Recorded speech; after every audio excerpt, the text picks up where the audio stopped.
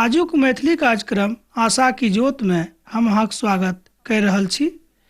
तहन अपन भाई के नेह सँ भरल नमस्कार स्वीकार करू। नमस्कार।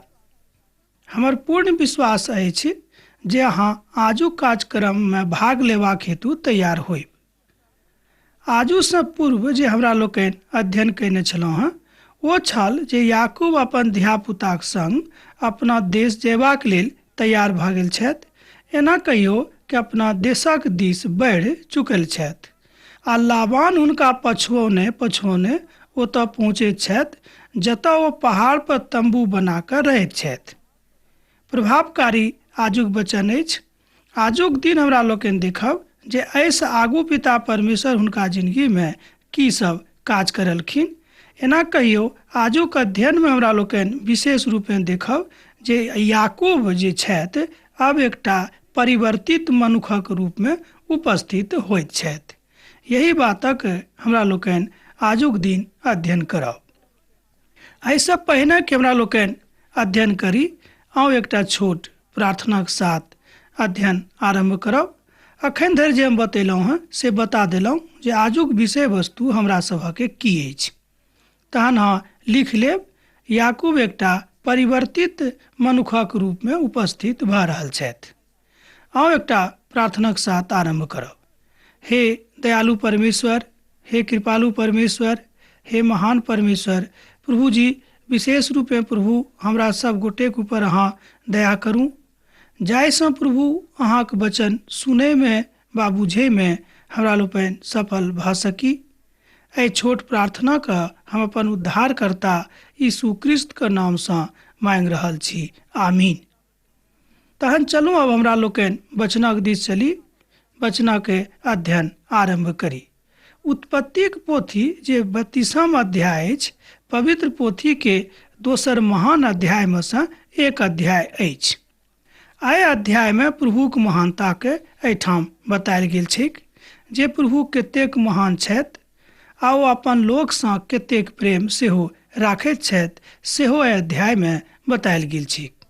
जेना एक दिन हम शुरुए में कहने छलहुँ हेँ कि पवित्र पोथी बाइबिल पूर्ण रूपेण सत्यक ऊपर आधारित अछि, पूर्ण रूपेण ईश्वरक प्रेमक ऊपर आधारित अछि। तैं पिता परमेश्वर चाहैत छथि कि संपूर्ण मनुष्य जाति ईश्वरक प्रेमक जानैक आ हुनका संगे चलैक। यह बात आजुक दिन हमरा लोकनि देख सकलहुँ हैं। प्रभु यीशु मसीह से जँ अहाँके भेंट भऽ गेल अछि तऽ हम कहब अहाँक जिंदगी धन्य धन्य भऽ गेल अछि। एना कहियो अब अहाँ अपन जिंदगी में खूब गदगद रहि सकलहुँ हैं किएक तऽ प्रभु यीशु मसीह खून बहा कऽ अहाँसँ प्रेम देखौलखिन। तैं आब अहाँक काज अछि जे अहूँ हुनकासँ प्रेम करू। एहि संसारसँ जतेक दिन अहाँ छी ओतेक दिन धरि ते संसार में अहाँके रहैए पड़त, मुदा प्रभु यीशु मसीहक प्रतिनिधिक रूप में अहाँ जँ अपन जिंदगी संसार में बिता रहल छी, एना कहियो जँ एकटा हुनक नीक धियापुता बनि कऽ हुनक जिंदगी जँ बिता रहल छी तहने अहाँ धन्य व्यक्ति कहायब। यह बात अब याकूबक मन में आबि गेलनि। ओ बुझि गेलखिन कि आजुक दिन धरि हम जतेक काज केने छलहुँ हेँ ओहि सबटा काज में कतौ ने कतौ हमर स्वार्थ छुपल रहैक, मुदा अब हम परमेश्वरक लेल काज करब आ जे किछु आज्ञा पिता परमेश्वर हमरा देथिन वह टा बात हम करब। एहि बातक ज्ञान अब याकूबक भऽ गेल रहनि। मुदा एहि घटना से हमरा लोकनि एकटा बातक सीख सकलहुँ हैं जे गलत रीति सँ प्रभुक आशीष नहि प्राप्त करबाक चाही। से हम पहिनहियो हम कहने छलहुँ हैं किएक तऽ याकूब गलत रीति सँ अपन पिता इसहाक सँ प्रभु यीशु मसीहक आशीष प्राप्त कऽ लेने छलखिन। एना कहियो पिता परमेश्वर सँ आशीष प्राप्त कऽ लेने छलखिन। ई बात नीक नहि अछि। धोखा दऽ कऽ वा कोनो गलत रीति सँ कोनो काज नहि करबाक चाही। ई बात प्रभुक पसंद नहि छनि, मुदा एहि बात सँ प्रभुक बड्ड तकलीफ होइत छनि सेहो बात एहिठाम बतायल गेल छै। ओहि तरहक कोनो काज अहाँ नहि करब जे अहाँके लेल नीक नहि होइत। प्रभुक इच्छा, प्रभु यीशु मसीहक इच्छा अहाँक जिंदगी में पूरा हुएक यह अहाँके लेल सबसँ पैघ प्रश्न अछि। यह एकटा प्रश्न लऽ कऽ जँ अहाँ जीवित छी, जँ अहाँ चलि रहल छी तहन अहाँ पिताक प्रेमसँ आगाँ बढ़ि सकलहुँ हँ। देखियौ प्रभुक प्रेम कतेक अहाँके लेल अछि। एना कहियौ प्रभुक प्रेमसँ अहाँ भरल मनुष्य बनि जायब। अहाँक जिन्दगीसँ प्रभु एहि सभटा बातके अपेक्षा करैत छथि। हुनक इच्छा इएह छनि जे अहाँक जिन्दगीमे प्रभुक काज हुएक आ प्रभुक इजोत अहाँक जिन्दगीसँ झलकैक। ईसायाक किताब तकर 40 अध्यायके 29 पदमे बतायल गेल छैक जे ओतऽ जे पिता परमेश्वर मनुष्य जातिके जे काज प्रदान करलखिन तकरा करैमे ओ कहियो पाछाँ नहि छलखिन। ईसायाके किताब तकर 4 अध्यायके 29 पदमे अहाँ एहि बातक पढ़ि सकलहुँ हँ। ओ थाकल लोकक बल प्रदान करैत छथि और संपूर्ण रीतिसँ कमजोर लोकके शक्ति प्रदान करैत छथि। देखियौ ई पद कतेक महान अछि आजुक अध्ययनक लेल। एहिठाम हमरा लोकनि देख सकलहुँ हँ। ईसायाक पोथी तकर 4 अध्याय तकर 29 पदमे ई बात बतायल गेल छैक। ओ थाकल लोकक बल प्रदान करैत छथि और संपूर्ण रीतिसँ कमजोर लोकक शक्ति प्रदान करैत छथि। अब जँ अहाँ थाकल छी तऽ प्रभु यीशुक लग आउ। अब जँ अहाँ कमजोर भऽ गेल छी तऽ प्रभु यीशुक लग आउ। एहि बातक स्पष्ट संकेत एहि अध्यायमे बतायल गेल छैक। तहन आउ पहिल आ दोसर पदक दिस कनेक देखी आ ओतऽ ध्यान दियैक जे पिता परमेश्वर अहाँसँ की कहैके इच्छा राखैत छथिन। तहन आउ ओहि दिस हमरा लोकनि बढ़ि रहल छी। पिता परमेश्वर एहि 32 अध्यायमे हमरा सब गोटेके सिखाबैके इच्छा राखैत छथि। ओ प्रभुमे मजबूत होइत जाइत छथि। आब याकूबमे प्रभुक मजबूती आबि गेलनि, किएक तऽ हुनका विश्वास भऽ गेलनि कि प्रभुके छोड़ि कऽ आर दोसर केओ मनुष्य हमरा मदद नहीं करता है। 31 अध्यायके 1 पदमे ई बात बतायल गेल छैक। आ याकूब अपन बाट दऽ कऽ जाइत रहथि। प्रभुक दूत हुनकासँ आबि कऽ भेंट करलखिन। ई बात ओतऽ लिखल गेल छैक। हुनका देखते याकूब कहलखिन जे ई तऽ परमेश्वरक दूत थिकाह। तैँ ओ ओहि स्थानक नाम महनैम राखलखिन। एहिठाम 32 अध्यायके दोसर पदमे ई बात बतायल गेल छैक। आ परमेश्वर सोझा सोझी याकूबक संग कथा करनाइ आरंभ कऽ देलखिन जे ओ याकूबके फल देबयवला देशमे पठा रहल छथिन। ई बात याकूबके ओ बता देलखिन। जँ अहूँ प्रभु पर विश्वास राखै छी तऽ कोनो तरहक तकलीफ जँ अहाँके जिन्दगीमे अछि तऽ ओहि सभटा तकलीफक निवारण करैवला परमेश्वरे थिकाह। अहाँसँ ओ एहि सभटा बातक निवारण खोजि कऽ अहाँके लग ओ लऽ जेताह। पिता परमेश्वर एहि बातसँ बड्ड खुशी रहैत छथि कि जँ अहाँ हुनका सङ्गे रहैत छी अहाँके जिन्दगी हुनक आज्ञाके अनुसार चलि रहल अछि। तहन देखियौ अब याकूबक सामना एना कहियो हुनका सम्मुखमे प्रभु स्वयं आबि कऽ अपन बातक बता रहल छथिन। यहूठाम हमरा लोकनि देख सकलहुँ हँ कि जे बातके प्रतिज्ञा प्रभु कयने छलखिन, परमेश्वर कयने छलखिन, ओहि बातक को पूरा करबाक लेल वचनबद्ध छथि अर्थात करैत छथि। तहन हम यह कहब कि प्रभु सब ठाम विश्वास योग्य छथि। मुदा हमरे लोकनि एहन तरहक आचरण करैत छी जे परमेश्वरसँ अलग भऽ कऽ काज करनाइ आरंभ कऽ दै छियै।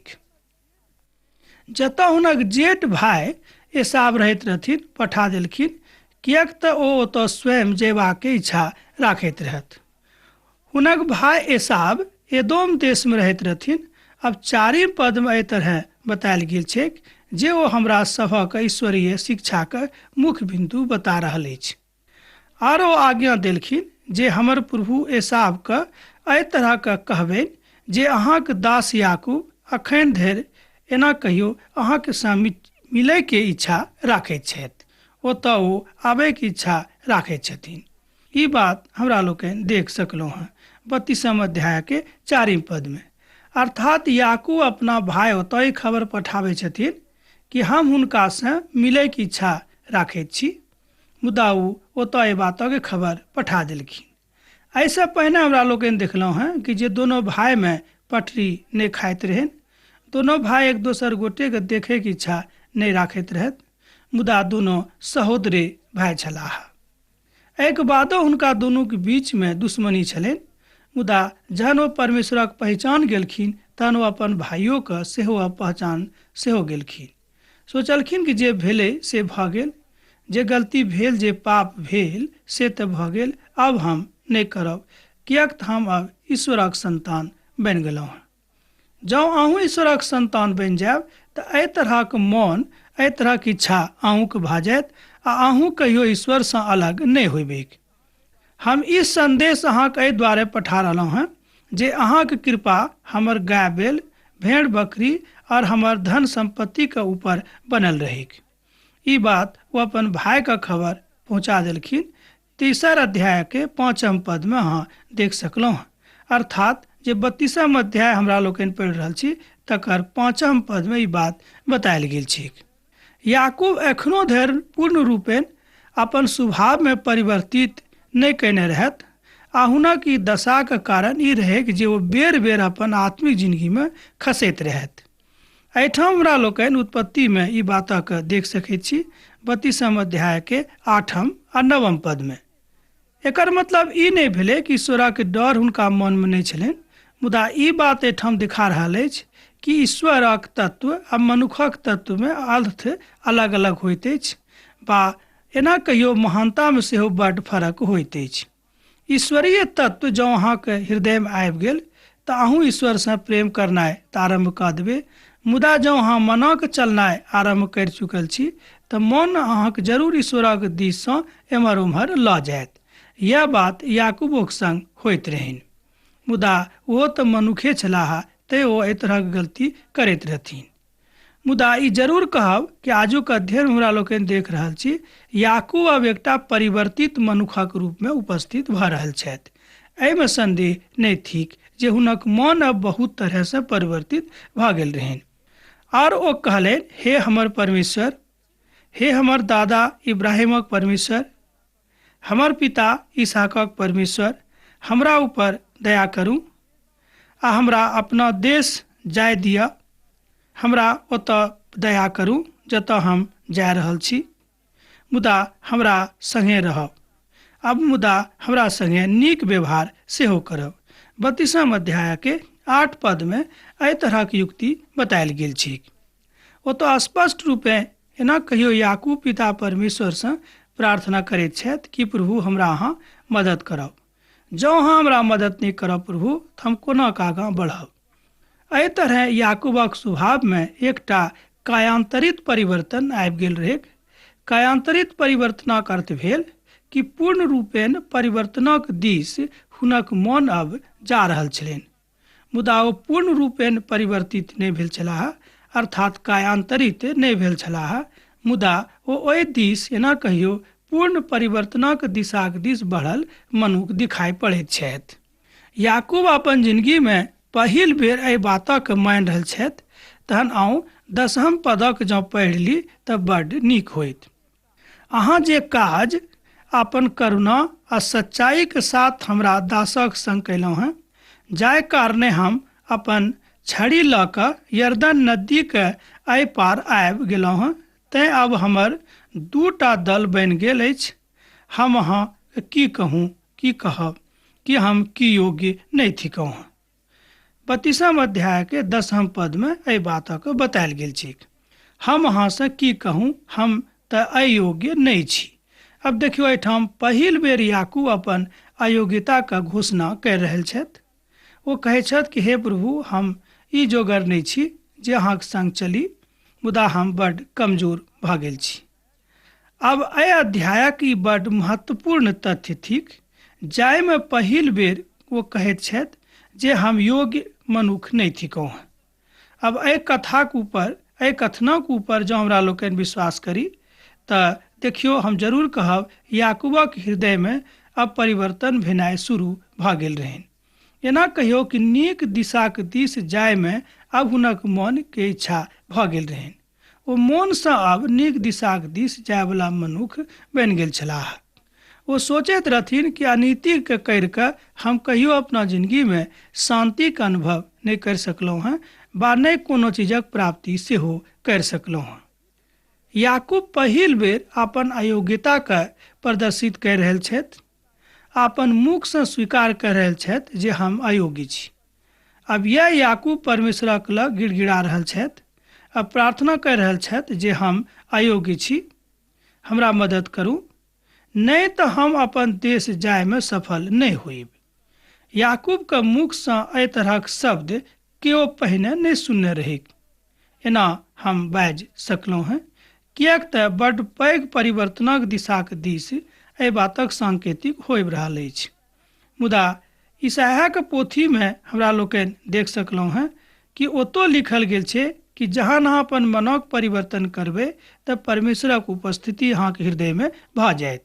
जँ अहूँ चाहै छी कि अपन मनक परिवर्तन करी आ अपन जिंदगी प्रभु यीशु मसीह के दऽ दी तऽ एहि बात से अहाँ खूब आशीषित हो जायब। एना जेना कि ईसाक आशीषित भेल छलाह, जेना याकूब आशीषित भेल छलाह, एही तरह अहूँ आशीषित भऽ सकलहुँ हैं। किएक तऽ प्रभु यीशु मसीह आ पवित्र आत्मा ठाढ़ छथि जे चाहै छथि कि अहाँ हुनकासँ सीखू। एक गोटे हमरा कहलखिन कि हम तऽ पवित्र पोथी बाइबिल पढ़ै छी मुदा हमरा किछु नहि बुझाइए। हम अहाँसँ कहब कि अहाँ बहुत नीक मनुख छी जे एहि बातक अहाँ स्वीकार करि रहल छी। हम अहाँसँ कहब अहाँ अपन शिक्षक पवित्र आत्माके बना लिअ, तहने अहाँ पवित्र पोथीके बड्ड नीक जकाँ बुझि सकलहुँ हैं, मुदा एना नहि बुझब। बहुत किछु रहैक तैँ सो आब अपन भाई एसावके बहुत किछु देबाक इच्छा राखैत रहत। 13 आ 14 पद में हमरा लोकनि एहि बातक सीख सकलहुँ हैं वा देख सकलहुँ हैं। हुनका मन में अपना भाई के प्रति अब महान प्रेम जाग गेल रहनि आ ओ चाहैत रहथिन जे अपन भाईके एसावके हम कि बहुत किछु दऽ दियैक। आ ओहि दिन ओ रीतिसँ ओते बितौलखिन आ जे किछु हुनका लग रहनि ताहिमे सँ ओ छाँटि छाँटि कऽ अपन भाई एसावक लेल निकालि कऽ राखि देलखिन। 32 अध्याय के 13 पद में ई बात लिखल गेल छै। आ जँ अहाँ एहि अध्याय के 14 पदक देखबै तऽ ओतौ एहि बातक बतायल गेल छै। ओ कहलखिन कि जतेक नीक वस्तु अछि ओहि सबटाके अहाँ अलग कऽ कऽ राखू, जाहिसँ हम अपन भाईके दऽ देब। अर्थात 200 बकरी आ 20टा बकरा और 200 भेड़ा और 20टा भेड़ा एहिठाम लिखल गेल छै। एहि तरह से एकटा कहियो कि एहिठाम संज्ञा देल गेल छै, संख्या देल गेल छै जे कतेक हम हुनका दऽ देबनि। संज्ञा से अर्थ भेल अपन भाई के प्रति आदर आ संख्या से भेल जो कतेक वस्तु के अलग अलग करके रखने रहथिन। एहि पद में एकटा सूची देवल गेल अछि, जाहि सूची से हमरा लोकनि देख सकलहुँ हैं कि हुनक भाई के प्रति हुनक नेह अब कतेक बढ़ल छनि। अब हम 15 पदक देखियौ तऽ बड्ड नीक होइत। एहि पद में हमरा लोकनि देख सकलहुँ हैं जे एहि सूची से एहि बातक स्पष्टीकरण भऽ रहल अछि कि याकूबक मन में अपन भाई एसावक प्रति कतेक नेह जागल रहनि। जँ हमरो लोकनि अपन भाईसँ एतेक प्रेम राखी तऽ कतेक नीक बात होइत। मुदा जँ अहाँके घरमे शांति रहत, भाई भाई में शांति रहत तऽ अहाँ बहुत किछु सीखब, मुदा अहाँके घर खूब नीक जकाँ चलैत रहत। जँ अहाँ गरीबो छी तऽ एहि बातक अहाँ अनुभव कऽ सकलहुँ हैं। अब बच्चा सहितो एना कहियो दुधारी 300 ऊँट और 40टा गाय और 10टा बैल और तय के बाद 20टा गधा और हुनक 20टा बच्चा सेहो देबाक लेल ओ छाँटि कऽ राखि लेलखिन। एहि बातक 32 अध्याय के 15 पद में बतायल गेल छै। अब जँ अहाँ हमर कहल बातक मानैत छी तऽ हम कहब अपन भाईसँ अपन पड़ोसीसँ नहि बढ़ाउ, किएक तऽ प्रभु चाहै छथि कि मनुष्य जाति में दोस्ती रहै, मुदा भाइये भाई में जेना देखियौ दुनू भाईके नहि पटैत रहनि, पटरी दुनू भाई में नहि रहनि। मुदा एहिके बाद जहन पिता परमेश्वर हुनका हृदय में प्रवेश करलखिन तऽ हुनका मन में एहि बातक ज्ञान भऽ गेलनि आ याकूबक हृदय खूब नीक भऽ गेलैक। यह बात पिता परमेश्वर अहूँसँ सिखाबैके इच्छा राखैत छथि। जँ अहाँ पिता से प्रेम करै छी, प्रभु यीशु मसीह के अपन उद्धारकर्ताके रूप में ग्रहण कयने छी तऽ एहि बातक अहाँ सीख सकलहुँ हैं। प्रभु के प्रेम अहाँके लेल अछि। एहि बातक हम बेर बेर एहि दुआरे कहै छी किएक तऽ प्रभु यीशु मसीह अहाँसँ प्रेम करैत छथि। एहि बातक अहाँ बिसरायब नहि। किएक तऽ एहिके लेल हमरा सब गोटे एक दोसर गोटेसँ मिलै छी। तैँ हम कहलहुँ हैं कि कतेक महान बात अछि जे प्रभु एहि तरहके अनुभूति देलनि जे अहाँ एहि कार्यक्रममे भाग लऽ रहल छी। याकूब प्रभुसँ प्रार्थना कयलथि और प्रभुके बेर बेर स्मरण करलखिन। अहाँ कहलहुँ हैं जे अहाँ अपन देशक दिस जैतहुँ आ अपन देशक दिस जा रहल छी, तैँ हे प्रभु हमर सुधि लिअ आ हमरा ऊपर कृपा करियौ। अब एकटा वृद्ध हम योजना नहि बनायब, एना कहियौ एकटा क्रमबद्ध योजना नहि बनायब। एहिठाम वृद्धसँ अर्थ भेल जे याकूब आ कुम्हीर अब भऽ गेल रहनि, तै मुदा हमरा सब बाजि सकलहुँ एहि बातक, लेकिन कोई जरूरी नहि थिक। एहिठाम क्रमबद्ध योजनासँ अर्थ भेल कि याकूब चाहैत रहत कि कोन तरह अपना देशक दिस हमरा लोकनि फिरी, किएक तऽ हुनका संगमे हुनक सम्पूर्ण परिवार रहनि, हुनक दुनूटा पत्नी आ धियापुता सेहो रहनि। या बुझियौ परमेश्वरक योजना अहाँके जिन्दगीमे पूर्ण होइत अछि। जँ अहाँ कतहु कमजोर छी तऽ हमरासँ नहि, मुदा असगरेमे जाकऽ पिता परमेश्वरसँ प्रेम करियौ, प्रार्थना करियौ, कहियौ प्रभु हम तऽ अमुक बातमे बड्ड कमजोर छी, प्रभु अहाँ हमरा मदद करू, प्रभु अहाँके मदद करता, एहिमे कोनो संदेह नहि थिक। एहि बातक सत्यापनक लेल अहाँ 21 22 आ 23 पदक पढ़ि सकलहुँ हैं। जँ अहाँके पवित्र पोथी अछि तऽ अहाँ पढ़ि कऽ देखियौ, एहि बातक अहाँ सीख सकैत छी। मुदा एहि अध्यायके 24 पद बड्ड महत्वपूर्ण अछि। एहिठाम याकूबक संग एकटा महान घटना घटि रहल अछि और याकूब ओतऽ असगरे रहि गेलाह। तहन केओ आबि कऽ हुनका संगे पाँव फटैत काल धरि मल्लयुद्ध करैत रहलाह। अब देखियौ ई मल्लयुद्ध करैवला के छलाह, किएक हुनका संगे मल्लयुद्ध करैत रहथिन। ई सबटा बात एकटा भेदक बात अछि। भऽ सकैत अछि कि शैतानक कोनो दूत हेतै जे याकूबके हुनक विश्वासमे कमजोर करबाक लेल ओतऽ आबि कऽ हुनका संगे मल्लयुद्ध स्टार्ट कऽ देने हेतै वा हुनका संगे शुरू कऽ देने हेतै। मुदा ई बात किएक भेलै? आब ई पुरुष के रहथि? याकूबक संग मल्लयुद्ध करैसँ हुनका की भेटलनि वा की भेटैवला रहनि? ई दूटा बड्ड पैघ प्रश्न अछि। मुदा जे हम बुझि रहल छी वो ई थिक कि पिता परमेश्वर भऽ सकैत अछि कि याकूबक के विश्वासक परीक्षामे एहि तरहक बात करैत होथिन, वा हुनका कमजोर करैके प्रयासमे शैतान सेहो ई काज कऽ सकैत छथिन। जे हुए ई बात सत्यक अछि वा मानैके अछि कि याकूबक जिंदगी आब एकटा परिवर्तनक दिस घुरल रहनि, मुदा अब याकूब एकटा नीक मनुखक रूपमे उपस्थित भऽ रहल अछि। एहिठाम हमरा लोकनि देखियौ कि याकूब का पिता परमेश्वर कतेक बात कहलखिन। एना कहियौ मसीहक आगमन के विषयमे एहिठाम सेहो एकटा संकेत देवल गेल छै। तहन होशेक पोथी तकर 12 अध्यायके 1 से लऽ कऽ 5 पदमे एहि तरहक बात बखानित अछि। होशे 12 अध्यायके 1 पद से लऽ कऽ 5 पदके जँ अहाँ पढ़बै, पूर्ण नियमक एकटा पोथी थिक। तकर 12 अध्याय 1 पद से लऽ कऽ जँ 5 पद धरि पढ़बै तऽ अहाँ एहि बातके बुझि सकलहुँ। आरो ओ याकूबक संग पूछलखिन जे अहाँके नाम की अछि? ओ कहलनि याकूब।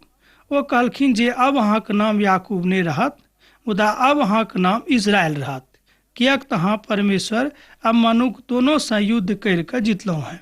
ई एकटा महान बात एहि अध्यायमे हमरा लोकनि देख रहल छी। इजरायली लोकनि अखन धरि जाँघक नसके प्रयोग नहि करैत छथि, कारणे जे ओ पुरुष मल्लयुद्ध करैत कालमे याकूबक जंघाक नसमे चोट कयने छलखिन। ई बात पवित्र पोथीमे 32 अध्यायके 32 पदमे बतायल गेल छै। अब तऽ अहाँसँ विदा होइके काल भऽ रहल अछि। हम विश्वास करै छी जे आजुक कार्यक्रमसँ अहाँके आशीष भेटल होइत। मुदा आजुक कार्यक्रम खत्म करैके हमरा एहिठाम आज्ञा दिअ, फिर अहाँसँ दोसर दिन भेंट होइत। प्रभु यीशु मसीहके प्रेम, हुनक कृपा आ दया आ करुणा अहाँके जिंदगीमे सदिखन बनल रहैक। आमीन।